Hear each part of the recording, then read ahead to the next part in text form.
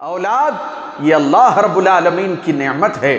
اور اتنا ہی نہیں، مریم علیہ السلام کے حجرے میں زکریہ علیہ السلام داخل ہوتے ہیں، دیکھا وہاں پر مختلف قسم کے پھل رکھے ہوئے ہیں، رشتے میں ماموں لگتے تھے، لہذا پوچھا اے مریم یہ بنا موسم کے پھل، اتنے سارے پھل تمہارے حجرے میں کہاں سے آ گئے، یہ کہاں سے پہنچ گئے تمہارے پاس؟ تو مریم علیہ السلام نے جواب دیا یہ اللہ رب العالمین کی طرف سے ہے۔ اللہ تعالیٰ نے اس واقعے کو قرآن کریم میں ذکر کرتے ہوئے کہا ہنالک دعا زکریا ربہ، کہ جو پھل ہے وہ موسم کی مناسبت سے اس کی پیداوار ہوتی ہے، لیکن جب تمام قسم کے پھل مریم علیہ السلام کے پاس دیکھے تو یہاں پر زکریا علیہ السلام نے دعا کرتے ہوئے کہا ربی حب لی من لدنک ذریۃ طیبہ، اے میرے رب میں گرچہ کہ بوڑھا ہو گیا، گرچہ کہ میری ہڈیاں کمزور ہو گئی، گرچہ کہ میرے بال سفید ہو گئے، اب ایسا کوئی ماحول نہیں ہے کہ میں نوجوان نہیں ہوں کہ مجھے اولاد ہو، میری اہلیہ بھی بوڑھی ہو گئی، لیکن اے میرے رب جب بنا موسم کے پھل دے سکتا ہے تو مجھ جیسے بوڑھے آدمی کو اولاد نہیں دے سکتا۔ ربی حب لی من لدنک ذریۃ طیبہ، اے میرے رب نیک صالح اولاد عطا کرنا، انک سمیع الدعاء، تو دعاؤں کو سننے والا ہے۔ محترم حاضرین جمعہ، پس پردہ قابل احترام خواتین اسلام، جملہ حاضرین و ناظرین اور دیگر معزز سامعین و سامعات، سب سے پہلے میں اللہ رب العالمین کی بڑائی و کبریائی بیان کرتا ہوں کہ ہر طرح کی تعریفات، حمد و ثنا، بڑائی و کبریائی سے اگر کوئی ذات لازمی طور پر متصف ہے تو وہ صرف اور صرف اللہ وحدہ لا شریک کی ذات تنہا ہے۔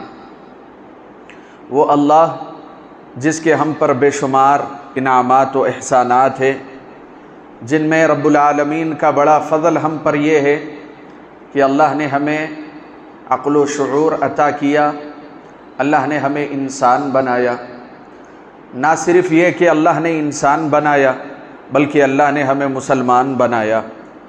درود و سلام ہو تمام انبیاء و مرسلین پر جنہوں نے رب العالمین کے پیغام کو، اللہ کی امانت کو اپنی قوموں تک پہنچایا، بالخصوص میرے اور آپ کے نبی آخر الزماں، جن کے ذریعے سے اللہ تعالیٰ نے نور توحید سے ہماری زندگیوں کو جگمگایا ہے، صلی اللہ علیہ وعلی آلہ واصحابہ اجمعین۔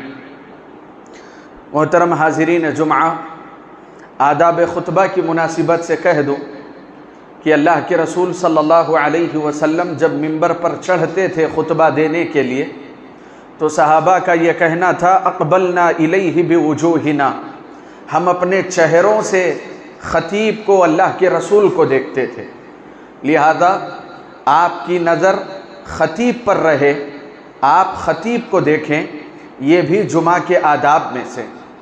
سر کو نیچے کرنا یا دائیں بائیں جانب دیکھنا یہ جمعہ کے آداب کے خلاف۔ آپ سنیں گے جس پر آپ کو اجر ملے گا، آپ خطیب کو دیکھیں گے اس پر بھی آپ کو اجر ملے گا۔ موضوع کی طرف آگے بڑھتے ہیں۔ محترم حاضرین جمعہ، کہ آج جس موضوع کا مجھے مکلف کیا گیا ہے وہ موضوع ہے تربیت اولاد۔ اولاد کی تربیت کے سلسلے میں علماء اپنے دروس کے ذریعے سے، خطبات کے ذریعے سے، اپنے لیکچرز کے ذریعے سے مختلف قسم کی باتیں آپ کے سامنے پیش کرتے رہتے ہیں۔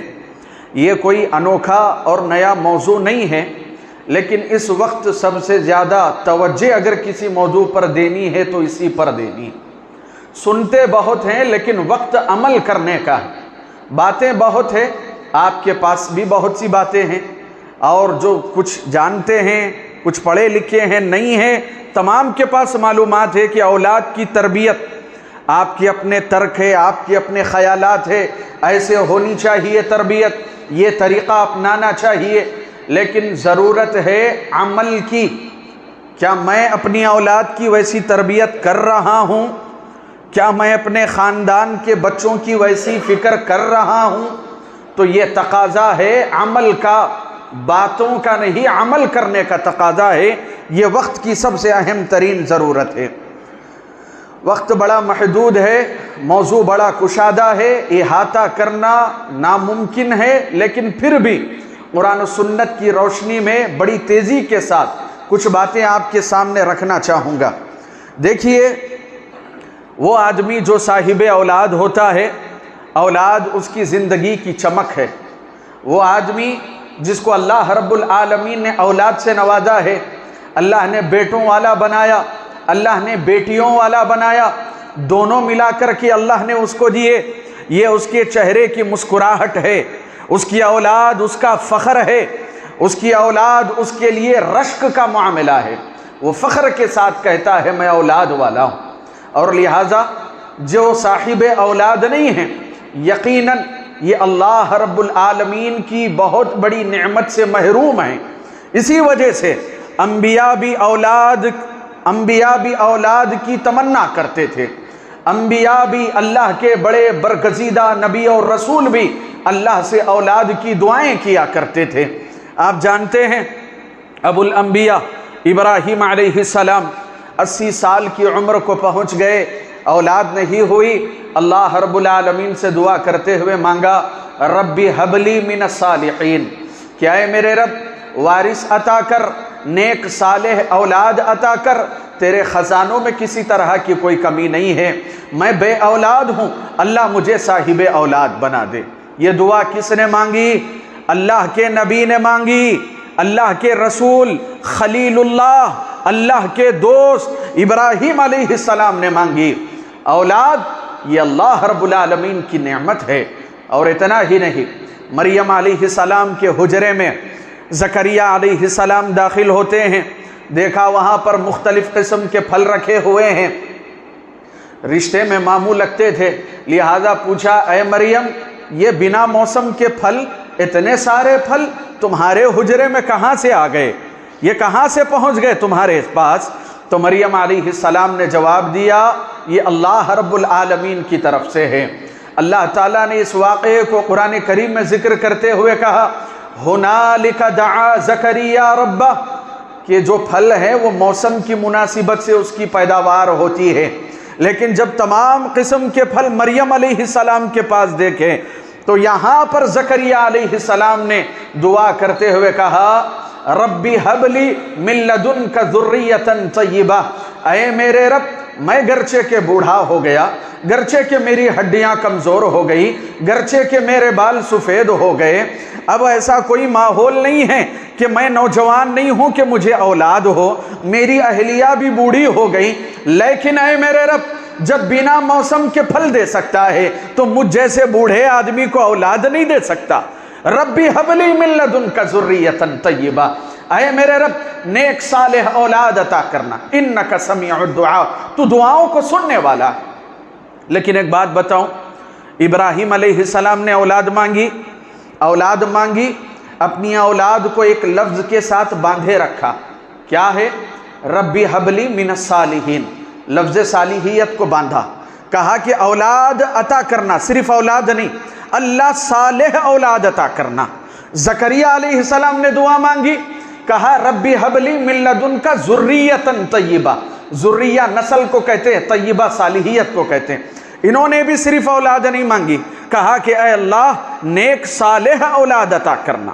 یہ انبیاء کا معاملہ ہے۔ اور پیارے رسول صلی اللہ علیہ وسلم نے وظیفہ زوجیت کے سلسلے میں جو ادب سکھایا کہ میاں بیوی جب ازدواجی تعلقات قائم کریں، اللہ کے رسول صلی اللہ علیہ وسلم نے دعا کی اور بتایا کہ ایسے انہیں پڑھنا چاہیے اللہم جنبنا الشیطان وجنب الشیطان ما رزقتنا، اے اللہ جو حمل ٹھہرے گا، جو اولاد ہوگی، جو تو تحفہ عطا کرے گا، اس کو تو شیطان کے شر سے محفوظ رکھنا۔ یہ ہم سب کو بتایا گیا، صرف اولاد نہیں، نیک اور صالح اولاد۔ کیونکہ یہ بات آپ جان لیجئے، جو صرف اولاد کی دعائیں کرتے رہیں گے، اللہ نے اولاد عطا کر دی، لیکن انسان کی ماں باپ کی زندگی میں اگر ان کی اولاد بگڑ جائے تو آدمی کو کسی اور دوسرے عذاب کی ضرورت نہیں ہے۔ اس کی اولاد اس کو ٹینشن دینے کے لیے کافی، اس کی اولاد اس کو بیمار کرنے کے لیے کافی، اس کی اولاد اس کو معاشرے میں ذلیل کرنے کے لیے کافی ہے، اس کی اولاد اس کو سوسائٹی کے اندر رسوا کرنے کے لیے کافی ہے۔ لہذا تمہیں اس بات کا مکلف کیا گیا، اولاد طلب کرو، نیک صالح اولاد طلب کرو۔ صالحیت کی ضرورت، اللہ رب العالمین کے پاس صالحیت کی ضرورت، اچھے لوگوں کی ضرورت ہے۔ لہذا رب العالمین سے دعا کرو تو نیک اولاد کی دعا کرو۔ اور آگے بڑھتے ہیں۔ آپ جانتے ہیں دنیا کے اندر کسی بھی خطے میں، کسی بھی علاقے میں جب کسی بچے کی ولادت ہوتی ہے، چاہے وہ کسی بھی گھرانے میں پیدا ہونے والا بچہ ہو، وہ بچہ دراصل میں مسلمان ہوتا ہے۔ پیارے رسول صلی اللہ علیہ وسلم نے کیا کہا؟ کل مولود یولد علی الفطرہ فابواہ یحودانہ او ینصرانہ او یمجسانہ، کہ ہر بچہ جو پیدا ہوتا ہے دنیا میں وہ فطرت صحیحہ پہ، دین اسلام پر پیدا ہوتا ہے، لیکن آس پاس کا ماحول، آس پاس کا کلچر، ماں باپ کی تہذیب، ماں باپ کی ثقافت، سوسائٹی کا ماحول، ماں باپ یحودانی ہی یہودی بنا دیں گے، ماں باپ یہودی، اولاد بھی یہودی بن گئی، او ینصرانی ہی، ماں باپ عیسائی، بچہ بھی عیسائی بن گیا، او یمجسانی، ماں باپ مجوسی، آگ کے پجاری، بتوں کے پجاری، قبروں کے پجاری، جو جس طریقے کے رہیں گے اپنی اولاد کو ویسے ہی بنا دیں گے۔ لہذا پیارے رسول صلی اللہ علیہ وسلم نے اس حدیث کے ذریعے سے پوری امت کو، تمام انسانوں کو اس بات کا پیغام دیا، بچہ جب دنیا میں آتا ہے اس کا اپنا کچھ نہیں ہوتا، وہ ماحول کو قبول کرتا ہے، وہ ماحول کے اثر کو لیتا ہے۔ لہذا میرے اور آپ کے لیے اس میں بڑا اہم پیغام ہے کہ آپ جس جگہ پر اپنے بچے کا ایڈمیشن کراتے ہیں، جس اسکول میں کرا رہے ہیں، دیکھیں ماحول کیسا ہے۔ آپ اپنے نوجوان لڑکے اور لڑکیوں کا کالجز میں، یونیورسٹیز میں ایڈمیشن کراتے ہیں اعلیٰ تعلیم کے لیے، دیکھیں ماحول کیسا ہے، اس کے دوست کیسے ہیں، کن کے ساتھ اٹھتا بیٹھتا ہے، کن کے ساتھ معاملات ہے، کیونکہ پیارے رسول صلی اللہ علیہ وسلم نے بیان فرمایا الرجل علی دین خلیلہ، آدمی اپنے دوست کے دین پر ہوتا ہے۔ آدمی کی پہچان اس کے دوستوں کے ذریعے سے ہوتی ہے۔ اس کی صحبت کیسی ہے، اس کا اٹھنا بیٹھنا کیسا ہے، یہ نوجوان کن کے ساتھ اپنے معاملات کرتا ہے، یہ نوجوان لڑکی کن کے ساتھ اٹھتی بیٹھتی ہے، کیا رویہ ہے، کیونکہ اس کے آس پاس کا ماحول اس کی زندگی پہ اثر انداز ہوتا ہے، اس کی زندگی کو بدل دیتا ہے۔ لہذا پیارے رسول صلی اللہ علیہ وسلم نے مثالیں دے دے کر کے سمجھایا۔ اچھی صحبت عطر فروش کی طرح ہے۔ ایک آدمی جو عطر کو بیچنے والا، فروخت کرنے والا ہے، وہاں جا کر کے بیٹھو گے، عطر فروش ہے، عطر کا تاجر ہے، خوشبو تمہیں ملے گی۔ لیکن ایک آدمی ہے جو لوہار ہے، بھٹی میں جو لوہے کو تپاتا پگھلاتا ہے، وہاں جا کر کے بیٹھو گے تو پیارے رسول صلی اللہ علیہ وسلم نے کہا لوہے کے جلنے کی بدبو تمہیں آئے گی۔ اگر اتنا بھی نہ ہو تو ہو سکتا ہے چنگاریاں اڑ کر کے تمہارے لباس کو خاکستر کر دے، جلا دے۔ اور وہ عطر فروش کی مثال دے کر کے کہا ہو سکتا ہے ہدیہ تحفہ دے دے، تم مجھ سے کچھ خرید لو، یا دو بھی معاملات نہیں ہوئے، خوشبو تو تمہیں ملے گی۔ پیارے رسول نے مثالیں دے دے کر کے سمجھایا صحبت اچھی ہونی چاہیے، معاملات اچھے ہوں گے، زندگی بہتر رہے گی۔ کیونکہ اس وقت کا سب سے بڑا المیہ یہ ہے، ماں باپ نوٹ کمانے میں پریشان ہیں، وہ اپنی کیپٹلزم میں پریشان ہیں، وہ اپنی جائیدادیں، پراپرٹیز جمع کرنے میں پریشان ہیں، وہ اپنی معیشت کو لے کر کے پریشان ہیں۔ انہیں معلوم ہی نہیں ہے ان کے نوجوان اولادیں کہاں جا رہی ہیں، وہ کیا کر رہی ہے، انہیں اس بات کا کسی طرح کا کوئی اندازہ نہیں، غافل ہو گئے ہیں۔ لہذا ظاہر سی بات ہے جب آپ کی نظر نہیں رہے گی، بڑوں کا ڈر نہیں رہے گا، بڑوں کی نظر نہیں رہے گی، تو ظاہر سی بات ہے بگڑیں گے، اور اس قدر زیادہ بگڑیں گے کہ آدمی کہے گا کہ بہت دور چلے گا۔ لہذا وقت ہے سنبھلنے کا، اپنی اولاد کی ابتدائی حصے سے تربیت کرنے کی ضرورت ہے۔ اور آپ جانتے ہیں سورہ لقمان قرآن کریم کے اندر مکمل سورہ ہے جس میں اللہ رب العالمین نے لقمان علیہ السلام کی اپنے بیٹے کو جو نصیحت انہوں نے کی تھی اس کو ذکر فرمایا۔ جانتے ہیں سب سے پہلی نصیحت کیا تھی؟ کہا وَإِذْ قَالَ لُقْمَانُ لِابْنِهِ وَهُوَ يَعِظُهُ یا بنی لا تشرک باللہ ان الشرک لظلم عظیم۔ ماں باپ اپنی اولاد کی تربیت سب سے پہلے اسی بات پر کریں کہ وہ توحید پر قائم رہیں، وہ اللہ کو جانے، اللہ کو پہچانے، اللہ کی معرفت ہو۔ لیکن آج آپ دیکھیں، کوئی وہ پویم پڑھ کے سناتا ہے، ماں باپ بڑے خوش ہوتے ہیں، کوئی وہ اسپیچ دیتا ہے، ماں باپ بڑے خوش ہوتے ہیں۔ اچھی بات ہے، دنیاوی تعلیم ہے، بہتر ہے، لیکن اللہ رسول کے بارے میں، اللہ کے بارے میں، اللہ کی شان کے بارے میں، وہ مخلوق کے بارے میں علم حاصل کر رہا ہے، خالق کے بارے میں کوئی معلومات، وہ چاند کے بارے میں پڑھ رہا ہے، وہ دنیا آسمان کے بارے میں پڑھ رہا ہے، وہ سمندر کی گہرائی کو ناپ رہا ہے، لیکن ان تمام چیزوں کا خالق اللہ ہے، اس کے بارے میں اسے کوئی معلومات۔ کہا وما قدر اللہ حق قدری، لوگوں نے اللہ کو نہیں جانا، لوگوں نے اللہ کو نہیں پہچانا جیسے اللہ کو پہچاننا چاہیے، جیسے اللہ کو جاننا چاہیے۔ اور یاد رکھیں، جو آدمی جتنا اللہ کے بارے میں جانے گا وہ اس قدر اتنی زیادہ اللہ سے محبت کرے گا، اللہ اس سے محبت کرے گا۔ لقمان علیہ السلام نے سب سے پہلی نصیحت اپنے فرزند کو یہی کی، لا تشرک باللہ، اے میرے فرزند، اے میرے بچے، اللہ کی ذات میں کسی کو شریک نہیں کرانا۔ اللہ رب العالمین کے لیے جو عبادتیں خاص، اللہ کے لیے جو کام خاص، اللہ کے لیے جو افعال خاص ہیں، ان کاموں کو اللہ کے ساتھ خاص رکھنا۔ دعائیں تجھے اللہ سے مانگنی ہے، رکوع سجدہ تجھے اللہ سے کرنا ہے، فریاد تجھے اللہ سے کرنی، سوال تجھے اللہ سے کرنا ہے، اللہ تجھے نوازے گا۔ کہا لا تشرک باللہ ان الشرک لظلم عظیم، کیونکہ اس روئے زمین کا سب سے خطرناک مرض، سب سے مہلک بیماری، سب سے بڑا گناہ، اکبر الکبائر الشرک باللہ، اللہ کی ذات میں شریک کرانا ہے۔ لہذا وہ معصوم بچے جن کی زبان لڑکھڑاتی ہے، جو صحیح سے بول نہیں سکتے، انہیں بھی سکھاؤ اللہ، انہیں بھی بتاؤ اللہ، انہیں بھی یاد کراؤ لا الہ الا اللہ محمد الرسول اللہ، انہیں بتاؤ بچپن سے توحید کے تقاضوں پر ان کی تربیت کرو۔ کیونکہ پیارے رسول صلی اللہ علیہ وسلم نے، ابن عباس رضی اللہ عنہ خود صاحب واقعہ ہیں، خود راوی حدیث ہے، بیان کرتے ہیں، ایک مرتبہ میں اللہ کے رسول کے پیچھے سواری پر بیٹھا ہوا تھا، پیارے رسول صلی اللہ علیہ وسلم نے مجھ سے مخاطب ہو کر کے کہا، یا غلام، عمر کیا تھی معلوم ہے؟ 8-10 سال کی عمر تھی ابن عباس رضی اللہ عنہ۔ کیا کہا؟ یا غلام، اے بچے، الا اعلمک بکلمات، کیا میں تجھے کچھ مفید کلمات نہ بتاؤں، کچھ بہترین نصیحت نہ کروں؟ ابن عباس رضی اللہ عنہ نے کہا بلا یا رسول اللہ، کیوں نہیں اللہ کے رسول، ضرور بتائیے۔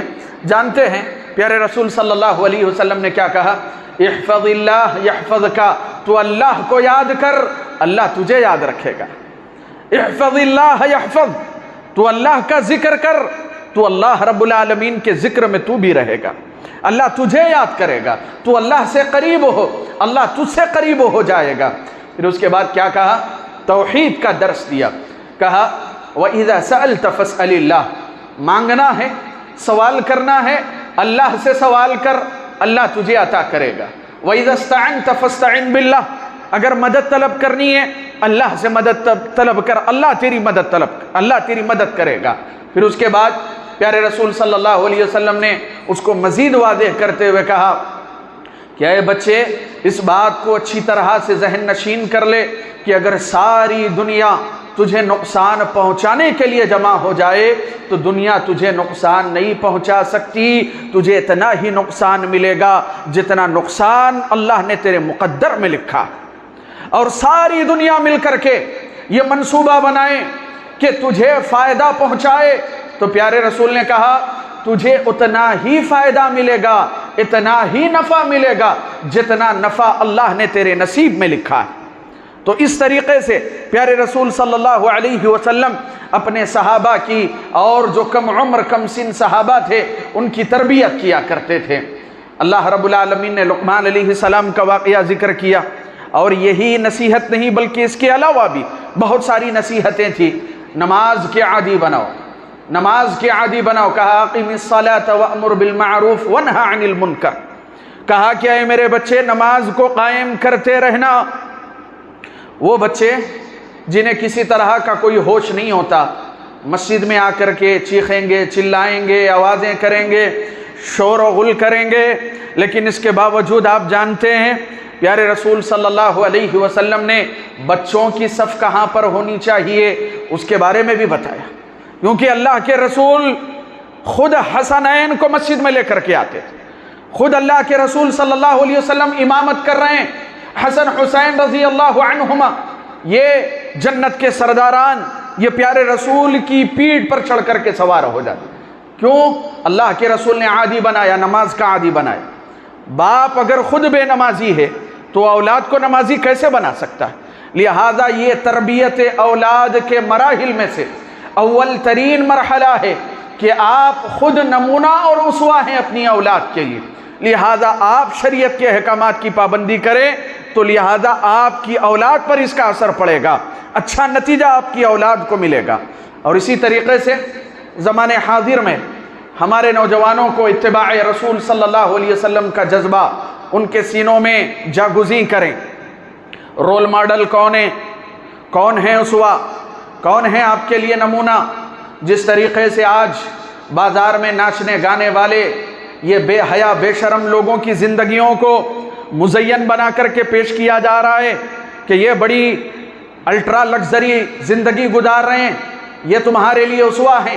اخبارات، television, social media, digital platform, ان کے ذریعے سے تم کو بتایا جا رہا ہے کہ یہ ناچنے گانے والے بے حیا یہ تمہارے آئیڈیل ہیں، اور اس کا اثر کیا ہوتا ہے؟ ہمارے نوجوان وہی لباس پہنتے ہیں جس کو وہ رول ماڈل مانتے ہیں، ان کے چہرے، ان کے مہرے، ان کا لباس، ان کی مشابہت ان کے جیسی ہوتی ہے۔ ہماری لڑکیاں وہ انہی کو دیکھتی ہے کہ اس نے کیسا لباس پہن، وہ اسی کو رول ماڈل بنا رہی ہے، جبکہ آپ کو معلوم ہونا چاہیے اللہ نے واضح لفظوں میں کہا لَقَدْ كَانَ لَكُمْ فِي رَسُولِ اللَّهِ أُسْوَةٌ حَسَنَةٌ۔ اے انسانوں، تمام مسلمانوں، تمہارے لیے اگر اسوہ اور نمونہ، رول ماڈل اور آئیڈیل کوئی ذات ہے، رسول اللہ، محمد الرسول اللہ، تمہارا چہرہ، تمہارا لین دین، تمہارے معاملات، اٹھنا بیٹھنا، زندگی کا طرز عمل، ہر ذرہ ذرہ پیارے رسول صلی اللہ علیہ وسلم کی سنتوں سے بھرا ہوا ہونا چاہیے، کیونکہ پیارے رسول کی ذات تمہارے لیے اسوہ ہے، تمہارے لیے نمونہ ہے۔ میرے نوجوان بھائیوں، میری نوجوان بہنوں، میری ماؤں بہنوں، میرے اپنے تمام بھائیوں، یہ بات آپ جان لیں، اللہ رب العالمین نے توحید کے ذریعے سے انعام کیا ہے آپ کے، اللہ نے بڑا انعام کیا ہے، توحید سے نوازا ہے۔ آپ کے لیے رول ماڈل انبیاء ہے، آپ کے لیے رول ماڈل صحابہ ہے، آپ کے لیے رول ماڈل ہمارے محدثین، مفسرین اور علماء ہیں۔ ان کو دیکھو کیسے انہوں نے اسلام کے مطابق اپنی زندگیاں گزاری، کیسے اسلام اور اعلاء کلمت اللہ کے لیے مر مٹ گئے، یہ تمہارے لیے اسوہ اور نمونہ ہے۔ یہ نوجوان جوانی کی کیفیت میں شہوانی جذبات کا غلبہ ہوتا ہے۔ اللہ نے یوسف علیہ السلام کی زندگی سے مثال دے کر کے کہا کہ جب یوسف علیہ السلام کو دعوت زنا ملی تو یوسف علیہ السلام رول ماڈل ہے ہمارے نوجوانوں کے لیے۔ انہوں نے کہا رب السجن احب الی مما یدعوننی الی۔ یوسف علیہ السلام نے کہا یہ عورتیں مجھے زنا کی طرف بلاتی ہے، یا مجھے بے حیائی کی طرف بلاتی ہے، فحاشی کی طرف بلاتی ہے۔ یوسف نے کہا جیل میں رہنا پسند ہے، زنا کرنا مجھے پسند نہیں ہے۔ یہ نوجوانوں کے لیے رول ماڈل ہے۔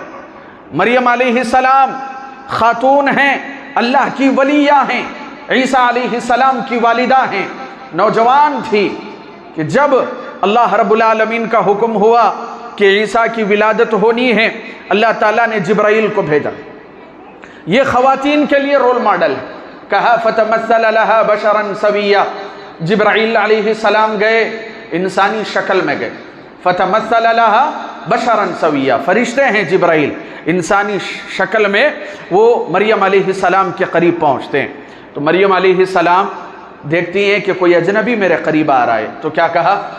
قالت انی اعوذ بالرحمن منک ان کنت تقیا، کیا اے اجنبی اگر تو واقعتاً اللہ سے ڈرتا ہے، اللہ کا حوالہ اور واسطہ میں تجھے دیتی ہوں تو مجھ سے دور ہو جا۔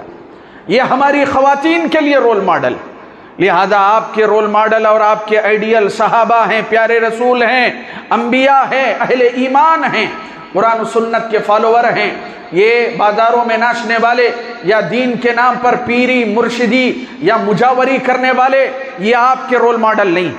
آپ کے رول ماڈل جیسا کہ کہا قد کانت لکم اسوۃ حسنۃ فی ابراہیم، ابراہیم کی زندگی میں نمونہ، محمد الرسول اللہ کی زندگی میں تمہارے لیے بہترین اسوہ ہے۔ اور میں کہنا چاہوں گا یہاں پر اس موقع سے کہ جب مریم علیہ السلام کی بات آئی، کیسی عزت، کیسی عفت، کیسی پاکیزگی، کیسی پاک دامنی، اور آج آپ دیکھ رہے ہیں عشق و محبت کے اس دام فریب میں پھنس کے ہماری مسلم نوجوان لڑکیاں پوری قوم کو شرمندہ کر رہی ہیں۔ آپ کو معلوم ہونا چاہیے کتاب النکاح میں یہ حدیث آپ کو ملے گی۔ پیارے رسول صلی اللہ علیہ وسلم نے بیان فرمایا کہ اگر کوئی خاتون بنا ولی کے نکاح کرے تو کہا فنکاحها باطل، فنکاحها باطل، فنکاحها باطل۔ پیارے رسول صلی اللہ علیہ وسلم نے 3 مرتبہ کہا کہ اگر کوئی خاتون بغیر ولی کے نکاح کرتی ہے تو اس کا نکاح باطل ہے، باطل ہے، باطل ہے۔ پیارے رسول صلی اللہ علیہ وسلم نے یہ کن کے بارے میں کہا؟ مسلمان خواتین کے بارے میں کہا، کیونکہ آپ کا باپ آپ کے لیے فخر ہے، آپ اپنے باپ کے لیے فخر ہے، آپ اپنے بھائی کی غیرت ہے، آپ اپنے خاندان کی ناک ہے، آپ پورے معاشرے، پوری مسلم قوم کا ایک عظیم ترین بیش بہا سرمایہ ہے۔ لیکن آج دیکھیں کس طریقے کا ماحول بنا ہوا ہے، اپنے تو اپنے بلکہ اللہ ہماری بہنوں کی حفاظت فرمائے، یہ غیروں کے ساتھ بھی نکاح کر رہی، انہوں نے غیروں کے ساتھ رشتے باندھنے کو حلال اور جائز گردانا ہے، جبکہ اللہ کے رسول کہہ رہے ہیں ایک مسلمان لڑکی بغیر اپنے باپ، ولی اور اپنے بھائی کی اجازت کے نکاح نہیں کر سکتی۔ اور آج دیکھیں آپ کیسی بے راہ روی، کیسی بد چلنی اور بد کرداری ہمارے معاشرے کے اندر عام ہوتی جا رہی ہے۔ اور اسی طریقے سے میرے بھائیوں، جیسے میں نے کہا اقامت صلاۃ، توحید کی تربیت کے ساتھ ساتھ پیارے رسول صلی اللہ علیہ وسلم کی اتباع و پیروی کے ساتھ ساتھ آپ اپنی اولاد کی تربیت کے سلسلے میں اس چیز کو بھی اپنائیں جو لقمان علیہ السلام نے کہا وَاصْبِرْ عَلَى مَا أَصَابَكَ، جیسے پیارے رسول صلی اللہ علیہ وسلم نے کہا إِنَّ مَعَ الْعُسْرِ يُسْرًا۔ حدیث غلام کی عبارت میں نے آپ کے سامنے پیش کی، قرآن کی بھی آیتیں۔ کیا کہا کہ اپنے نوجوانوں کو، اپنی اولاد کو مضبوط بناؤ، کمزور دل کے نہیں ہونے چاہیے۔ وَاصْبِرْ عَلَى مَا أَصَابَكَ۔ آج دیکھیں ہٹا کٹا نوجوان ہے، امتحان میں فیل ہو گیا، جا کر کے پھانسی لے لی، جاب نہیں ملی، جا کر کے جو ہے تالاب میں ڈبکی لگا کر کے ختم ہو گیا، چھت کے اوپر سے گر گیا اور ٹرین کی پٹریوں پر جا کر کے سو گیا۔ کہا وَاصْبِرْ عَلَى مَا أَصَابَكَ، کہا کہ یہ زندگی کا حصہ ہے، مصیبتیں آتی رہیں گی، حالات ہمیشہ آپ کے فیور میں رہنے والے نہیں ہیں۔ اللہ رب العالمین نے کہا اللہ تمہیں آزمائے گا دنیا کے اندر، یہ دنیا، یہ زندگی امتحان ہے۔ اللہ نے کہا لِيَبْلُوَكُمْ أَيُّكُمْ أَحْسَنُ عَمَلًا، ہمیشہ ویسا نہیں ہونے والا ہے جیسے آپ چاہتے ہیں، وہ ہوگا جو اللہ نے آپ کے نصیب میں لکھا۔ اس چیز کو سمجھنے کی ضرورت، اس عقیدے کو اپنانے کی ضرورت۔ وَاصْبِرْ عَلَى مَا أَصَابَكَ، آپ اپنے گھر کی لڑکیوں اور اپنے گھر کی لڑکوں کی اس بات پر تربیت کریں، زندگی میں جو بھی مراحل آئیں گے اس پہ صبر کرنا ہے، اس پہ ماتم نہیں کرنا ہے، واویلا نہیں کرنا ہے، اس پہ تماشا نہیں کرنا ہے۔ اللہ نے کہا اِنَّ ذَلِكَ مِنْ عَزْمِ الْأُمُورِ، جو صبر کرے گا مصیبتوں پہ، یہ چھوٹے لوگوں کا کام نہیں ہے۔ اللہ نے کہا اِنَّ ذَلِكَ مِنْ عَزْمِ الْأُمُورِ، یہ بہت بڑی بات ہے کہ تکلیف آنے پر انسان صبر کرے۔ لہذا لقمان علیہ السلام نے اس بات کی نصیحت کی اپنے بچے کو، کہا کہ میرے بچے زندگی میں مسائل آئیں گے، تم مسلمان ہو، تم دعوت کا کام کرو گے، دین کا کام کرو گے، رکاوٹیں آئیں گی، مصیبتیں، طرح طرح کے پریشانیاں آئیں گی تمہارے پاس۔ کہا وَاصْبِرْ عَلَى مَا أَصَابَكَ إِنَّ ذَلِكَ مِنْ عَزْمِ الْأُمُورِ۔ اور اسی طریقے سے غلطی ہونے پر ان نوجوان یا پھر کم سن بچوں کو مارنا پیٹنا یہ بھی غیر شرعی ہے۔ پیارے رسول صلی اللہ علیہ وسلم نے تادیبی مارنے کا حکم دیا ہے، تادیبی ہلکی مار، جس سے وہ ادب سیکھیں، ماں باپ کی عزت کریں، بڑوں کا ادب کریں، شریعت کے احکامات کی پابندی کریں، اس طریقے کی مارنا ہے۔ لیکن عام طور سے دیکھا جاتا ہے بعض ماں باپ جانوروں کی طرح اپنی اولاد کو مارتے اور پیٹتے. یہ طریقہ غیر شرعی ہے، اور جو باپ یا جو ماں اس طریقے سے جانوروں کی طرح اپنے معصوم بچوں کو مارتے ہیں، یاد رکھیں یہ بچے آپ کے ہیں اور آپ کے باغی بنیں گے، کیونکہ وہ معصوم ہیں، لیکن آگے چل کے آپ کے خلاف بغاوت کے جذبات پنپتے رہیں گے ان کے دل. لہذا تربیت نرمی سے ہوتی ہے، تربیت شفقت سے ہوتی ہے، تربیت محبت سے ہوتی ہے، تربیت مٹھاس کے ذریعے سے ہوتی ہے. لہذا مارنا پیٹنا اور ان کے ساتھ اس طریقے کے جبر و ظلم اور ستم کے معاملات کرنا یہ غیر شرعی ہیں. پیارے رسول صلی اللہ علیہ وسلم نے یہ ادب سکھایا ہے. کیا کہا؟ کسی سے غلطی ہو جائے تو اس کو بار بار نہیں ٹوکنا. جیسے عام طور سے ماں باپ کی عادت ہوتی ہے، اولاد سے غلطی ہو گئی، ہر موقع پر اس کی غلطی اس کو یاد کروائی جائے. اس کا برا نتیجہ کیا ہوگا، غلط منفی اثر کیا پڑے گا؟ پیارے رسول صلی اللہ علیہ وسلم کے سامنے ایک معاملہ آیا، ایک صحابی نے شراب پی لی تھی. اب وہ صحابہ بار بار ذکر کر رہے ہیں یہ تو شراب پیتا ہے، یہ تو شراب پیتا ہے. پیارے رسول صلی اللہ علیہ وسلم نے صحابہ سے کہا اپنے بھائی کے خلاف شیطان کی مدد نہ کرو. کیا کہا پیارے رسول نے؟ اپنے بھائی کے خلاف شیطان کی مدد نہ کرو. بار بار اگر اپنے بچے کو بار بار اس کی ایک غلطی پہ اس کو آپ ٹوکتے رہیں گے تو شیطان اس کو ضدی بنا دے گا. اب وہ کہے گا کہ یہ تو بہت عام سی بات ہو گئی، اب تو یہ کرتے ہی رہنا ہے. لہذا اصلاح کا یہ طریقہ نہیں ہے کہ ہر موقع پر اسے مارا جا رہا ہے، پیٹا جا رہا ہے اور اس کو جو ہے اس طریقے کے الفاظ بار بار دہرائے جا رہے ہیں. پیارے رسول صلی اللہ علیہ وسلم نے ادب کے سلسلے میں چھوٹی چھوٹی باتوں کا خیال کرتے ہوئے ہمیں تعلیم دی. ایک مرتبہ کا معاملہ ہے، کیسے پیارے رسول آداب زندگی کا درس دیا دیتے تھے، کیسے اللہ کے رسول بات کرنے کا طریقہ، سیدھے ہاتھ سے کھانا ہے، جب کھاتے ہیں پلیٹ میں درمیان سے نہیں کھانا. اللہ کے رسول تربیت کرتے تھے، ایک جانب سے کھانا ہے، بات کرنا ہے، سلام کرنا ہے، بڑوں کے ساتھ عزت کا معاملہ کرنا ہے، چھوٹوں کے ساتھ شفقت کا معاملہ کرنا ہے. ایک مرتبہ ایک یہودیوں کے یہاں قتل ہوا، وہ مقدمہ اللہ کے رسول کی عدالت میں پہنچا. بہرحال بڑی طویل حدیث ہے. حدیث کا معاملہ یہ ہے کہ ایک اس کا مختصر سا ٹکڑا یہ ہے، صحابہ ایک جماعت ایک وفد کی شکل میں اللہ کے رسول کے پاس پہنچے. پیارے رسول صلی اللہ علیہ وسلم نے پوچھا کہ بتائیے کیا معاملہ ہے. تو ایک کم عمر صحابی تھے عبد الرحمن رضی اللہ عنہ. تو پورے بڑے بڑے صحابہ بیٹھے ہوئے ہیں اور یہ کم عمر صحابی آگے بڑھ کر کے بات کرنے لگے.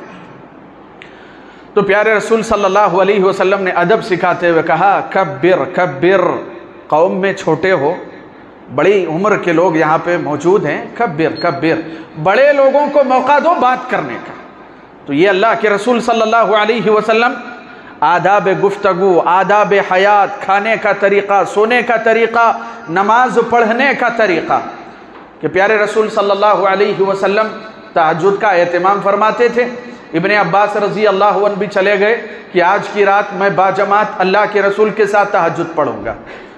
ظاہر سی بات ہے کہ جب اللہ کے رسول تہجد کا اہتمام کر رہے تھے تو ابن عباس رضی اللہ عنہ کو دائیں جانب ٹھہرنا تھا، وہ بائیں جانب ٹھہر گئے. تو پیارے رسول صلی اللہ علیہ وسلم نے حالت نماز میں بائیں جانب سے ہٹا کر کے ابن عباس رضی اللہ عنہ کو دائیں جانب کیا. تو یہ ادب نماز کا، کھانے کا، پینے کا، سونے کا، بات چیت کرنے کا، ہر موقع پر پیارے رسول صلی اللہ علیہ وسلم اپنے صحابہ کی، بڑے صحابہ کی، کم عمر صحابہ کی تربیت کیا کرتے تھے. اور پیارے رسول نے ماں باپ کو اس بات کی بھی ترغیب دلائی ہے کہ اولاد کے درمیان میں تمیز نہیں ہونی چاہیے، اولاد کے درمیان میں امتیازی سلوک نہیں ہونا. ایک بیٹے کو زیادہ پوچھ رہا ہے، دوسرے بیٹے پر کوئی توجہ نہیں، اس سے بھائیوں کے درمیان میں حسد پیدا ہوگا. بھائی بھائی سے ایک دوسرے سے وہ نفرت کرنے لگیں گے. کیوں؟ یہ ماں باپ ہیں جو امتیازی سلوک کرتے ہیں، ایک کو زیادہ دے دیا، دوسرے کو محروم کر دیا. یہ سب آپ کی اولاد، سب کے ساتھ آپ کا سلوک بہتر ہونا چاہیے. نعمان ابن بشیر رضی اللہ عنہ اپنے بچے کو لے کر کے پیارے رسول صلی اللہ علیہ وسلم کے پاس آئے. حدیث نعمان ابن بشیر ہے، اور کہا کہ اللہ کے رسول صلی اللہ علیہ وسلم ایک باغیچہ ہے، اور اسی طریقے سے ایک روایت میں کہا کہ ایک غلام ہے، ایک غلام ہے یا ایک باغیچہ ہے، مختلف روایتیں. کہا کہ میں نے اپنے اس بچے کو ایز اے گفٹ دیا ہے، تحفے میں دیا ہے، ہدیے میں دیا ہے۔ تو پیارے رسول صلی اللہ علیہ وسلم سے گزارش کرتے ہوئے کہا کہ جب میں نے یہ بات کہی تو میری اہلیہ نے کہا کہ آپ اس تحفے پر اللہ کے رسول کو گواہ بنا لے۔ چنانچہ اللہ کے رسول میں نے اپنے اس بیٹے کو یہ باغیچہ دے دیا ہے تحفے میں، آپ اس کے لیے گواہ بن جائیں۔ تو پیارے رسول صلی اللہ علیہ وسلم کو پتا تھا کہ ان کی دوسری بھی اولادیں ہیں۔ تو پیارے رسول صلی اللہ علیہ وسلم نے سوال کیا، کیا جو دوسری اولادیں ہیں سب کو باغیچہ دیا ہے تم نے تحفے میں؟ کہا کہ نہیں اللہ کے رسول صرف اسی کو دیا ہے۔ تو پیارے رسول صلی اللہ علیہ وسلم کا جواب سنو، کیا کہا کہ میں ظلم پر گواہ نہیں بنتا۔ پیارے رسول صلی اللہ علیہ وسلم نے کہا عدل کا معاملہ ہوگا، اتقوا اللہ وعدلوا بین اولادکم، اللہ سے ڈرو، اللہ کا تقوی اختیار کرو، اللہ کا واسطہ ہے اپنی اولاد کے درمیان میں انصاف کے تقاضوں کو پورا کرو۔ اللہ کے رسول صلی اللہ علیہ وسلم نے کہا میں گواہ نہیں بن سکتا۔ لہذا آپ جانتے ہیں اگر آپ اس طریقے کا امتیازی سلوک اور رویہ اختیار کریں گے، بھائی بہنوں میں حسد پیدا ہوگا، یہ ایک دوسرے سے نفرت کرنے لگیں گے، یہ ایک دوسرے کے خلاف کھڑے ہو جائیں گے، یہ ایک دوسرے کے خلاف منصوبے بنائیں گے۔ کیا ہے جو سورہ یوسف اللہ رب العالمین نے مکمل نازل کی؟ یہ حسد ہی تو تھا جس کی وجہ سے یوسف علیہ السلام کے قتل کے منصوبے بنائے۔ بنانے والے کون تھے؟ بھائی تھے۔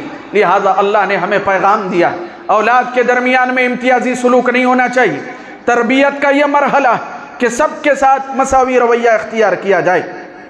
اور اسی طریقے سے میرے بھائیوں ایک اور اہم بات جو میں آپ کے سامنے رکھنا چاہتا ہوں کہ آج جس طریقے کا ماحول بنا ہوا ہے معاشرے کے اندر کہ آج دیکھ رہے ہیں 12 سال 14 سال 16 سال کی عمر کے کم سن نوخیز جو ہمارے بچے ہیں، نوجوان ہیں، جو ابھی جوانی کی دہلیز کو بھی قدم نہیں رکھا، اسے مارکیٹ میں ملنے والی تمام نشہ آور چیزوں کے بارے میں مکمل معلومات، اسے معلوم ہے کہ بازار میں کیا ملے گا، کس سے کون سا نشہ آئے گا، کن کن چیزوں کو استعمال کرنے سے نشہ ہوتا ہے، یہ تمام معلومات اس کے پاس پائی جاتی ہے۔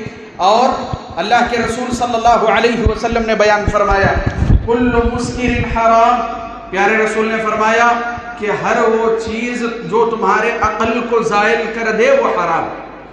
کوئی یہ نہ سمجھے کہ صرف شریعت کے اندر شراب حرام ہے، شراب، جوا، اللہ نے کہا رجس من عمل الشیطان، یہ سب شیطانی پراگندہ غلیظ کام ہیں، اے اہل ایمان اس کے قریب نہ جاؤ، تمہاری عقل زائل ہو جائے گی۔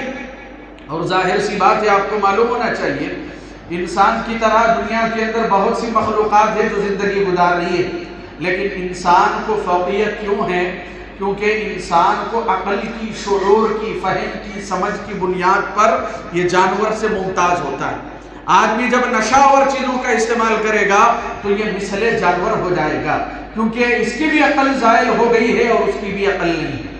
تو اللہ کے رسول صلی اللہ علیہ وسلم نے کہا کل مسکر حرام، ہر وہ چیز جو تمہارے لیے نشہ آور ہے، کسی بھی شکل میں ہو، مارکیٹ میں کسی بھی نوعیت کی ہو، وہ انجیکشن کی شکل میں آ رہی ہو، وہ ٹیبلٹ یا گولی کی شکل میں آ رہی ہو، یا وہ ڈرنکنگ کی شکل میں آ رہی ہو، یا وہ اسموکنگ کی شکل میں آ رہی ہو، یا پھر وہ فوڈ کی شکل میں آ رہی ہو، کسی بھی نوعیت کی چیز جو تمہاری عقل کو زائل کر کے تمہیں نشے میں مبتلا کر دے، حرام ہے وہ چیز۔ اللہ نے قرآن کریم میں کہا لا تقربوا الصلاة وانتم سکارى، نماز کے قریب نہ آنا، نماز پڑھنے کے بارے میں نہیں بلکہ کہا مسجد کے قریب نہیں آنا چاہیے ایسا شخص، وانتم سکارى، نشے کی حالت میں تم مسجدوں کے قریب آ گئے۔ یہ اس وقت کا مرحلہ ہے جب شراب حرام نہیں ہوئی۔ تو لہذا میرے بھائیوں ہمارے نوجوان لڑکے اور لڑکیاں جو اس طرح کی منشیات اور نشہ اور چیزوں کا استعمال کر رہے ہیں وہ سب سے پہلے خود اپنی صحت کو بگاڑنے کے ذمہ دار۔ اللہ نے کیا کہا لا تلقوا بأيديكم إلى التهلكة، باضابطہ حکومت کی طرف سے کمپین چلایا جاتا ہے اس کا استعمال مت کیجئے، یہ آپ کے لیے کینسر کا سبب بنے گا، اس کا استعمال مت کیجئے، یہ آپ کے منہ کے کینسر کا سبب بنے گا، آپ کے پھیپھڑوں اور دیگر بیماریوں اور امراض کا سبب بنے گا۔ اور میں کہنا چاہوں گا کہ اس باب سے جو خود نشاور چیزوں کا استعمال کرتا ہے اور اپنی اولاد سے یہ امید کرتا ہے کہ وہ ان منشیات میں مبتلا نہ ہو، وہ باپ جو خود اس طرح کی غلط چیزوں کا استعمال کرتا ہے۔ معاشرے کے اندر ایسے لوگ ہیں جو اپنی اولاد کے ہاتھ میں پیسہ دیتے ہیں اور کہتے ہیں جائیے اور بازار سے دکان سے خرید سے لے کر کے آئیے، وہ خود جا کر کے لے کر آ رہا ہے، پھر آپ یہ کہہ رہے ہیں کہ میری اولاد صالح بنے۔ اولاد کو صالح بنانے کے لیے سب سے پہلے آپ کو صالح بننے کی ضرورت ہے۔ محترم حاضرین جمعہ، خطبہ جمعہ سے اپنے موضوع سے ذرا سے ہٹتے ہوئے ایک بات کی طرف توجہ میں آپ کی دلانا چاہتا ہوں۔ دیکھو، اللہ کے رسول صلی اللہ علیہ وسلم نے بیان فرمایا کہ مسلمان ایک جسم واحد کی طرح ہے۔ ایک جسم میں اگر کہیں پر تکلیف پہنچتی ہے، کانٹا چبھتا ہے، تو سارا جسم اس تکلیف کو محسوس کرتا ہے۔ پیارے رسول صلی اللہ علیہ وسلم نے کہا مسلمانوں کی مثال بھی اس جسم کی طرح ہے، یعنی کہ اتحاد میں، یونٹی میں، کسی بھی افریقہ میں ہو، یورپ میں ہو، مشرق میں ہو، مغرب میں ہو، مسلمان کو تکلیف ہوتی ہے، ایمان کا تقاضا ہے کہ اس درد کو آپ محسوس کریں، اس کے علاج کے لیے آپ سوچیں، غور و فکر کریں۔ آج جس طریقے سے فلسطین کے اندر ظلم و زیادتی ہو رہی ہے، یا سیریا میں، یمن میں، یا دنیا کے کسی بھی خطے اور علاقے میں، یا پھر ہندوستان کے اندر، یا کہیں پر بھی، ہمیں چاہیے کہ بحیثیت مسلمان ہم اس درد کو محسوس کریں، ہم اللہ سے دعائیں کریں ان مظلوم مسلمانوں کے لیے کہ اللہ تعالیٰ ان کا حامی و ناصر ہو، اللہ ان کی مدد فرمائے، اللہ ظالموں کو ہلاک کرے، اللہ ظالموں کو تباہ و برباد کرے، اللہ تعالیٰ اہل اسلام کو عزت عطا کرے۔ اپنی دعاؤں میں اس کو شامل کرو۔ اور میرے بھائیوں، یہ بات آپ یاد رکھیں کہ اگر آپ یہ سمجھ رہے ہیں وہاں مصیبتیں، وہاں تکلیفیں، وہاں پریشانیاں ہیں، یہ پریشانیاں آپ کے دروازے پر بھی دستک دے سکتی ہیں، لہذا ضرورت اس بات کی ہے کہ عمل کی اصلاح کریں، اپنے لین دین اچھے کرو، اپنے معاملات درست کرو۔ یہ دیکھو، میں منبر پر ٹھہرا ہوا 2 صفیں تھی، آپ سے جمعہ نہیں پڑھا جاتا، آپ اعلاء کلمت اللہ کے لیے کیا قربانی دیں گے؟ 2 صفحے یہاں پر خطبے کا آغاز ہوا، اب مسجد بھری ہوئی۔ پیارے رسول صلی اللہ علیہ وسلم نے کیا بیان فرمایا؟ کہا کہ جب خطیب کا خطبہ شروع ہو جاتا ہے، خطیب منبر پہ چڑھ جاتا ہے، پیارے رسول نے کہا کہ ملائکہ بھی رجسٹر بند کر کے وہ بھی خطیب کا خطبہ سننے لگے۔ ہفتے میں 1 مرتبہ قرآن و سنت سننے کے لیے ٹائم نکالنا ہے، ہفتے میں 1 مرتبہ آپ بیٹھیں گے، یہ آپ کی عبادت کا حصہ ہے، یہ کوئی لیکچر نہیں ہے، یہ کوئی لمبی اسپیچ نہیں ہے۔ آپ جمعہ کا خطبہ سنیں گے، اس پہ اجر ملے گا، جیسے 2 رکعت نماز پڑھنا اجر کا ذریعہ ہے، خطیب کا خطبہ سننا یہ آپ کے لیے اجر و ثواب کا ذریعہ ہے۔ لہذا ضرورت اس بات کی عمل کی اصلاح کرو، عقیدے کی اصلاح کرو، اپنے معاشرے سے، اپنے خاندان سے، اپنے علاقوں سے شرک کا خاتمہ کرو، بدعات کا خاتمہ کرو، رسم و رواج کا خاتمہ کرو، خود اپنے اعمال کا محاسبہ کرو۔ جو لقمہ کھا رہے ہو اس لقمے کی فکر کرو، یہ کہاں سے کھا رہا ہوں، حلال ہے یا حرام ہے، کہیں کسی کا حق میں نے مارا تو نہیں، کہیں میں نے جھوٹ بول کر کے یہ کمائی تو نہیں کی۔ اپنے لقموں کے ساتھ انصاف کرو، خود بھی حلال کھاؤ، اپنی اولاد کو بھی حلال کھلانے کی فکر کرو۔ اور یاد رکھیں، یہ تربیت اولاد کا ایک پہلو ہے، اگر آپ خود حرام کھائیں گے، اپنی اولاد کو حرام کھلائیں گے، تو پھر آپ ان کے صالح ہونے کی تمنا اور آرزو کیوں کرتے ہیں؟ آپ خود انہیں لقمہ حرام کھلائیں گے، پھر آپ دعائیں کر رہے ہیں اللہ میری اولاد بگڑ گئی، کہاں سے سدھرے گی؟ کیونکہ آپ نے خود حرام کھائے، آپ کا کھانا حرام کا، اوڑھنا پہننا ہر چیز حرام کی، پھر اولاد کے صالح ہونے کی آرزو آپ کر رہے ہیں۔ لہذا میرے بھائیوں، اپنے اعمال کی اصلاح کرو اور اپنے مظلوم بھائیوں کے لیے دعائے خیر کرو۔ آخر میں اللہ رب العالمین سے دعا کرتا ہوں کہ اللہ رب العالمین ہم تمام کو حسن عمل کی توفیق نصیب فرمائے، آمین یا رب العالمین۔ السلام علیکم ورحمۃ اللہ۔